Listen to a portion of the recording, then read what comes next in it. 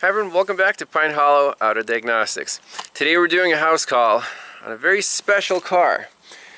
1990 Buick Regal GS 3.1 liter fuel injected V6.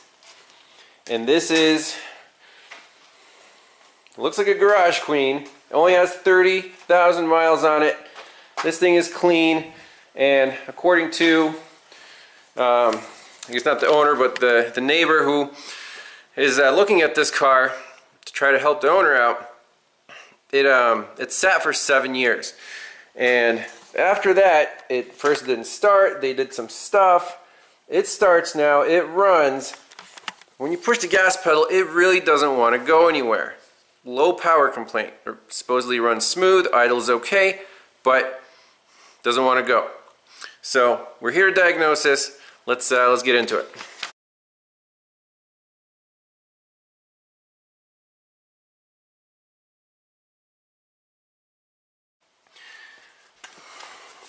Welcome back to 1990. Oh, these seats are so nice. Wood grain dash. And yeah, let's just fire up our trusty Veris.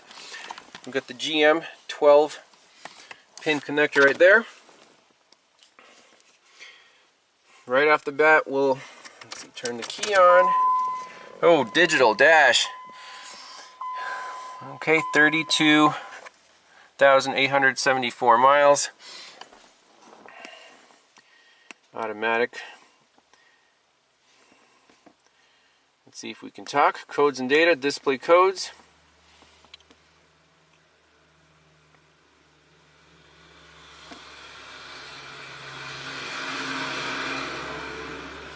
And map sensor or circuit too high.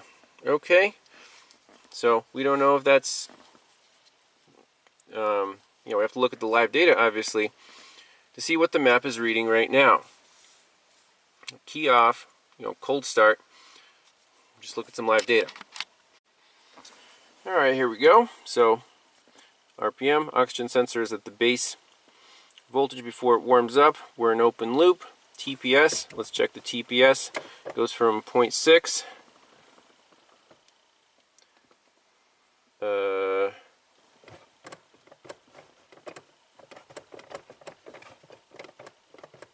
that's not changing. That's interesting. There's the map, 29.8 inches of mercury. That's fine. Anything else interesting? 11.1 on the battery. So let me customize this. I'll do RPM, oxygen sensor, integrator, TPS, throttle percent, IAC, coolant temperature, and this is a map engine. There is no mass airflow sensor. This is a calculated value. And what else do we want to see? Battery voltage. Let's start with that. I don't know if the TPS is connected, but let's fire it up. Okay, fired right up. Let's see what's going on here. Map 18.3. I'm pressing the gas. Absolutely nothing is happening. Let's check the throttle linkage under the hood.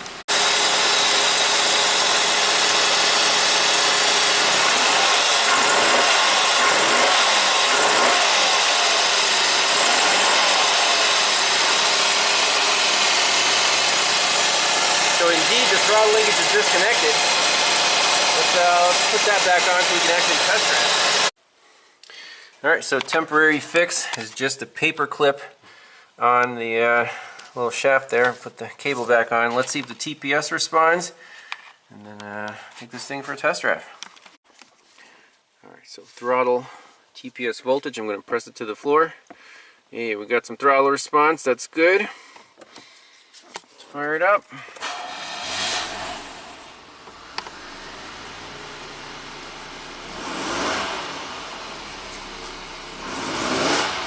It does seem kind of reluctant to rev. Let's see if we put in gear.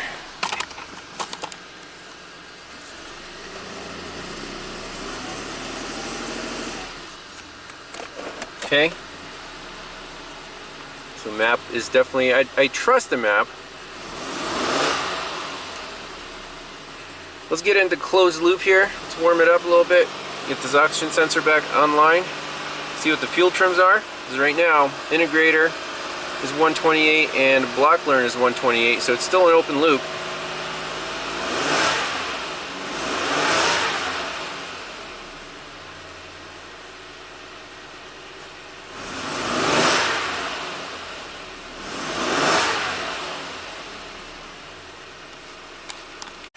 Alright, so the oxygen sensor is not waking up.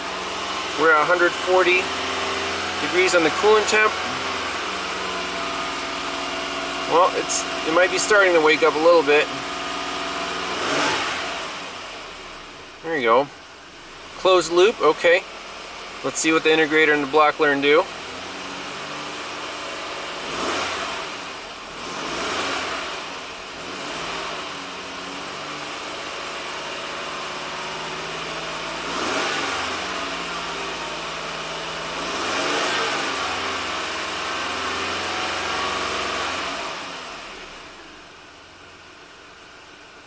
So basically fully warmed up, our map is 16.5 inches of mercury. Now keep in mind, this is not vacuum, this is pressure. So if we expect 20 inches of vacuum, we should have 10 inches of pressure. And we're at like 16 or 17. So I'm suspecting a breathability problem here. Maybe some mice built a nest in the muffler. So the oxygen sensor itself, if that was easy to get to, we could pop it out, put a pressure transducer in there. But it's under the car, it's somewhere in the downpipe, it's hard to get to. So I want to pop out a spark plug, put a pressure transducer in there, just run it, rev it up, see if on the exhaust stroke we're building excessive pressure. Okay, so here's the testing setup. We have one spark plug, the easy one, out, pressure transducer installed to 65 psi. So that's on, and then second channel, the spark plug that you popped out, it's nice and clean, nothing wrong with it. So we'll just ground it out right here, and I want to just put another probe on it, second channel, to see where the spark occurs with respect to the top of that piston on the compression stroke. So we'll kind of do two checks at once. So let's fire it up, and then we can just rev it right here and see if the exhaust pressure, the back pressure, is elevated. Just fire it up, let it idle. It's going to have a single cylinder misfire. Oh, didn't like that.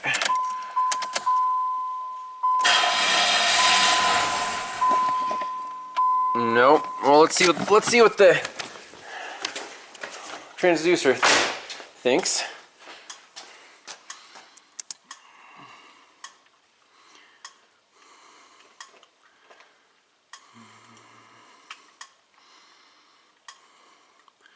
Oh, the exhaust pulse looks like it went to 0 psi, so I also want to see the vacuum. So we have to get this thing running on 5 cylinders and see if at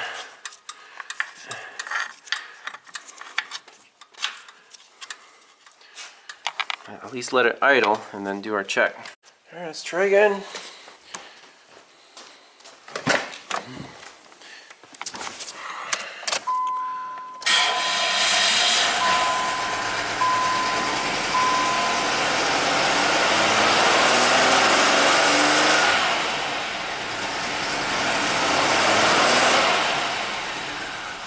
That's good enough. Alright, so got it to start and run, and then we revved it up a few times. Let's take a look at this area here. Exhaust pressure is close to 0. That's good. That means it should be breathing okay. And then the vacuum is rather poor.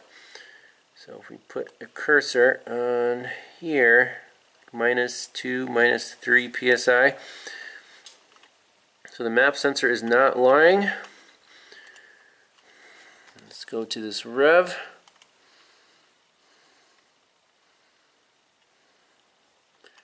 Again.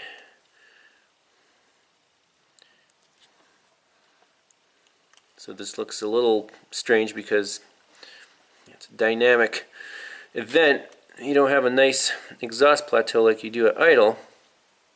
There's a little hump right there, then a little vacuum pocket, but it's not like we're building massive pressure or anything. Let it back down. Nice exhaust. The vacuum is actually decent on a D-cell. And then back to slightly open throttle. Not much vacuum right there at all, but also no exhaust pressure. So, how do we explain poor vacuum? And timing, the ignition timing looks to be pretty close. So you see the pulse right there is close to TDC. So it's not obvious at the moment. Alright, so taking a close look at the ignition timing, put the rulers in here, that's 720. And the spark is occurring pretty early, almost 45 to 50 degrees advanced. And that's very advanced. So what I want to do is put this ignition module into bypass mode, which is, or the default mode, where the computer is not telling it when to fire the spark, and just put in base timing and see if the if you know, it should be like 10 degrees before top dead center. See if that makes a difference. So I'm going to take a look at the wiring diagrams and see if there's a little connector we can just unplug to put it in base timing mode, and then do this same experiment. Alright, we're doing an old school timing check. So cylinder 1 spark plug wires right here. I drew a mark on a harmonic balancer. You can see it right there. So there's a notch. Yeah, it's 10-15 degrees. I think that's normal. So I'm just going to hold this right here and rev it up a little bit.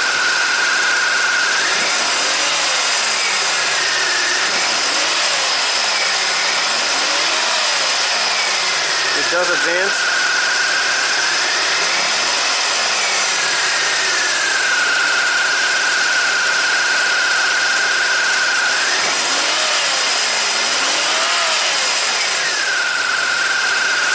I want to take this thing for a test drive. Alright, we're going on a test drive. We're in open loop right now, fully warmed up.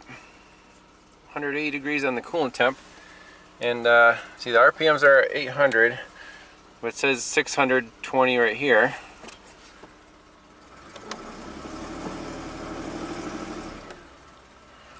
See, why aren't the RPMs changing right now?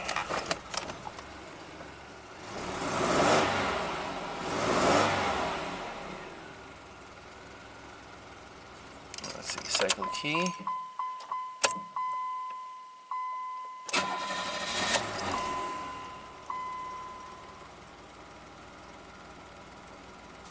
Zero.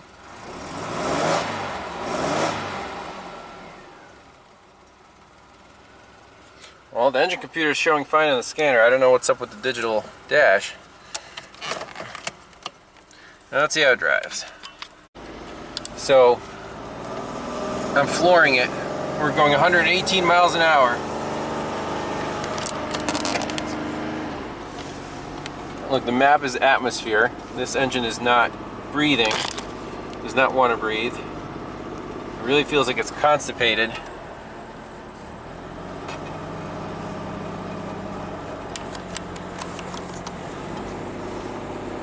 Not fun. The transmission's shifting hard because the map is reading high. Let's see, what if we engine brake? See, that's normal. 8.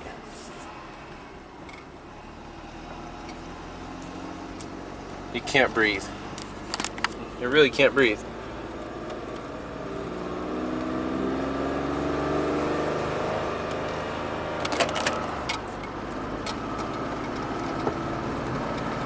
Well, let's keep driving for a little while. RPMs are 0, so that's all about.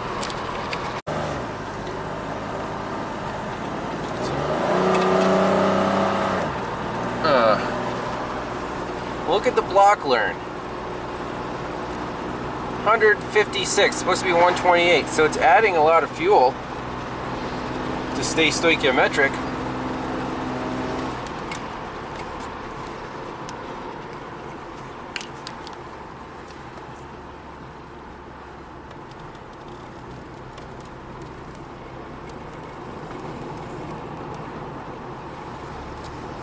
See if we floor it. Oh, no, that was a hard shift.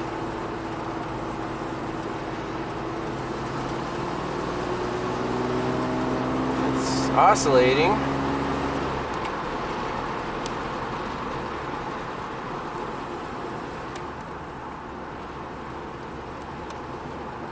Block learn's at 156. That's crazy. Integrator is at 162, 169. It's adding a lot of fuel. A lot of fuel being added right now.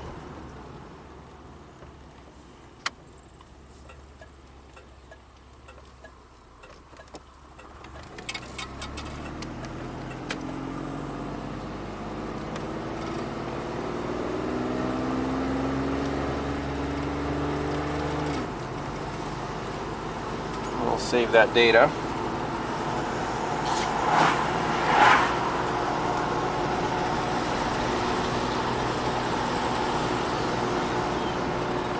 Yeah, this thing can't get out of its own way. I mean, it's a slight grade. We're going like 30 miles an hour, fully floored. Huh. I got the oxygen sensor out. It looks pretty black, and we saw the fuel trims were plus 20%. And the car still wouldn't go anywhere. So instead of the oxygen sensor, I'm going to install a adapter to get the pressure transducer on there, and then we'll take it for a rip up the hill, see if there's any back pressure in this exhaust manifold. Alright, pressure transducer is installed instead of the oxygen sensor. Let's fire it up and see if there's any back pressure. There's the key.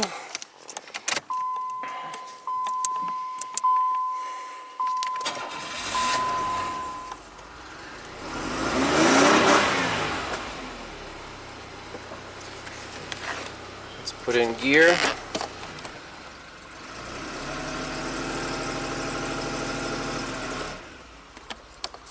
Really doesn't want to rev up.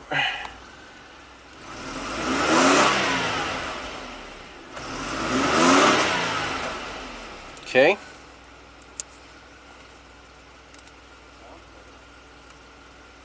Five up to 10 psi. Yeah, we got a restricted exhaust. There's no question about it. Alrighty, so we created an exhaust leak, nice size hole right there in front of the cat, which was closed off by that hose clamp. Let's see if that makes any difference with our back pressure test. Alright, so this was our capture from before. On a rev in park, we're averaging about 5 psi, peaks up to 10. So let's start recording. Let me also graph the map voltage on there. Alright, here we go.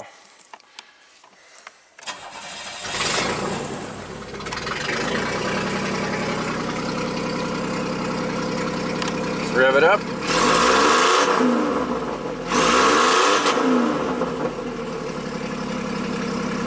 Sounds like we're ready for the racetrack. Yeah. So the map didn't really change. Let's try that again.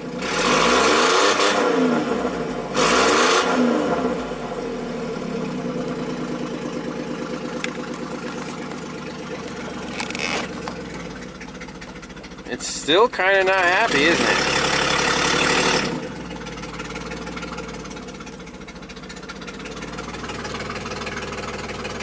It doesn't sound like a V6.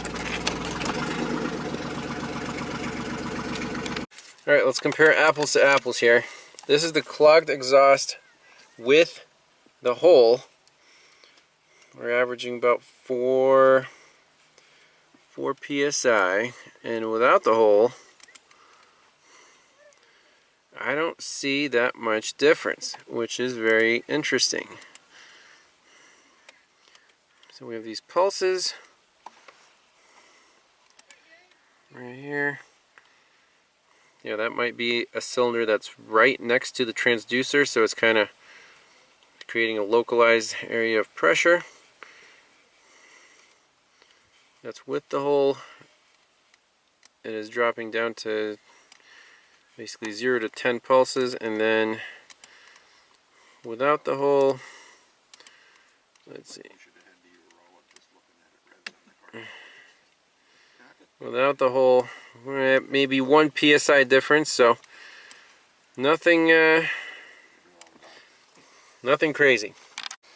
Alright, one thing I want to check is the firing order and if all of the spark plug wires are in the right spot and if all 3 coils are actually firing.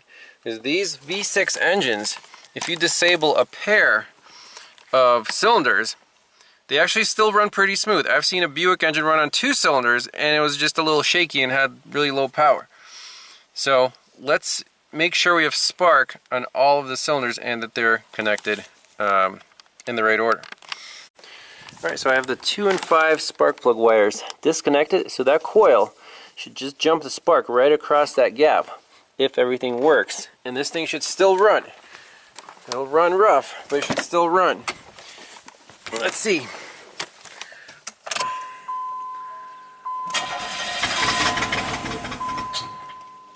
Okay, so that coil is definitely contributing. Let's reconnect that one and unplug the middle one. Okay, so the middle coil, 3 and 6 is disconnected. Let's see.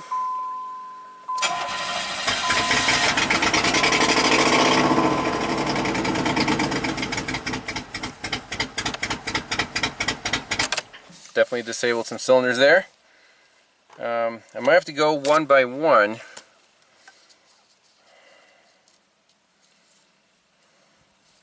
Let's reconnect everything and just get a feel for how it runs. So everything's reconnected. I mean, it seems really smooth.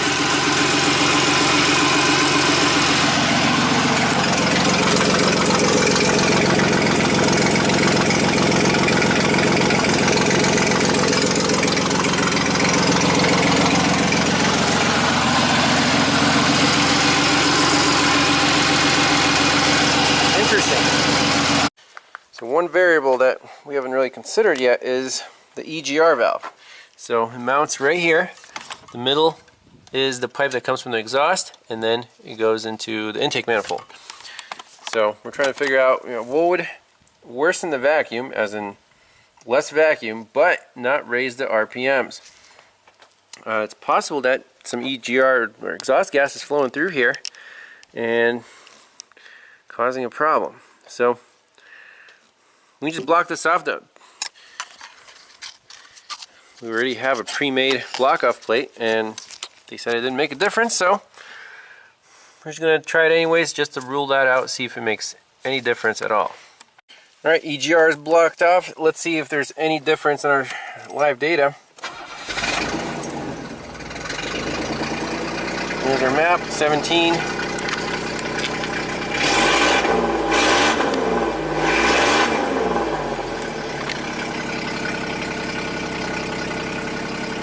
No difference.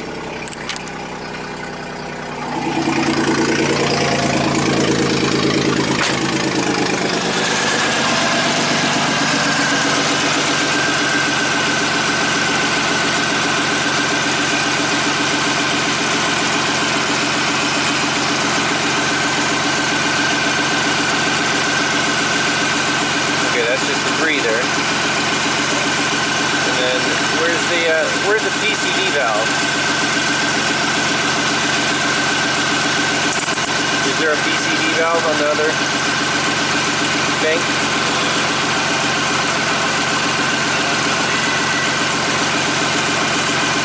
I mean, there's a slight vacuum, so that seems to be working fine.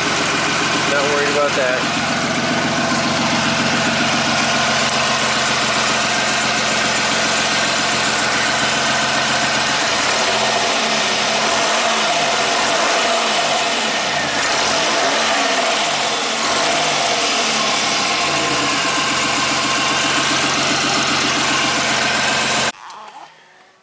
Messing around with the map sensor. Unplugged. Let's see what if it runs. It actually fires right up.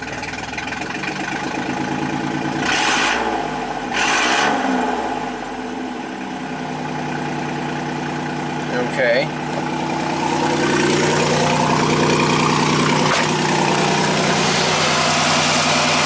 We're at 0 volts on the map. It's unplugged. We plug it in.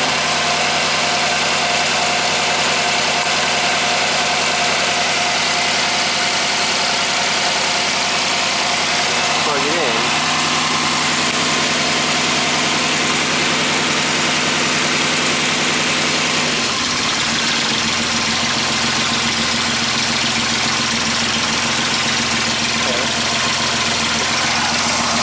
Atmosphere because I haven't pumped up the vacuum pump.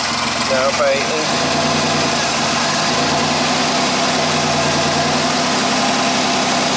right there, it's pretty happy. And 20,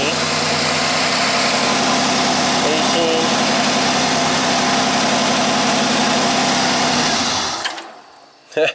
That stalls out when I pumped up the vacuum pump there, and then the live data freezes.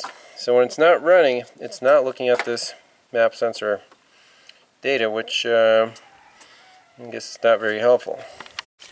So the map sensor itself is verified to work properly. So full vacuum is 0.5 volts. If I release the vacuum, it goes back to 4.8. So that's fine. Now